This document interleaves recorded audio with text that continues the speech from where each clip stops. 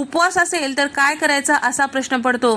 त्यावेळेस तेच ते पदार्थ नको असतात, पटकन होणारं आणि पोटभरीचं सगळ्यांना आवडतो। तर त्यासाठी आज आपण मस्त असं खुसखुशीत थालीपीठ पाहणार आहोत। त्यासाठी 2 वाटी इतकं इथे मी भगरीचं पीठ, अर्धी वाटी राजगिऱ्याचं पीठ, अर्धी वाटी भाजलेलं शेंगदाण्याचं कूट आणि 1 चमचा लाल मिरची पावडर, चवीपुरतं सैंधव मीठ टाकून घेतलेलं आहे। 2 मध्यम आकाराचे कच्चे बटाटे इथे मी साल काढून त्याचा मोठा किसून घेतलेला आहे। आता मिक्स करून घ्यायचं, लागेल तसं पाण्याचा वापर करून थोडंसं।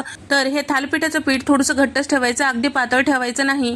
त्यानंतर आता हे थालीपीठ लगेचच थापून घ्यायचं। तर इथे कॉटनच्या कापडावर आपल्याला थालीपीठ थापून घ्यायचं आहे। थोडंसं पाणी शिंपायचं, ओलं करायचं कापड।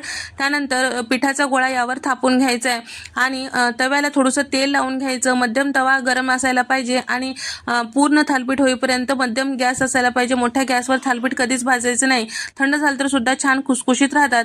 या ठिकाणी दोन्ही साईडला छान असं हे थालीपीठ भाजून घ्यायचं। सुरुवातीला वाफून घ्यायचं झाकण लावून, त्यानंतर पलटून घ्यायचं। दोन्ही साईडला थोडं थोडं तेल टाकून घ्यायचं, जास्त तेलाचा वापर करायचा नाही म्हणजे थालीपीठ छान राहतात। आणि त्याचबरोबर इथे तुम्ही या पद्धतीने टोपल्यामध्ये किंवा कढईमध्ये सुद्धा थालीपीठ थापून घेऊ शकता। तुम्ही जर एकटेच असताल, सारखं सारखं तुम्हाला थालीपीठ करणं शक्य नसेल आणि गरम तुम्हाला खायचं असेल तर ही पद्धत तुम्ही वापरू शकता। ही आजी पणजी काळातली पद्धत आहे, नक्की ट्राय करून पहा। व्हिडिओ आवडल्यास व्हिडिओला लाईक करा, शेअर करा आणि सबस्क्राईब करायला विसरू नका। संपूर्ण व्हिडिओ मी चॅनलवर डिटेलमध्ये अपलोड केलेले आहेत।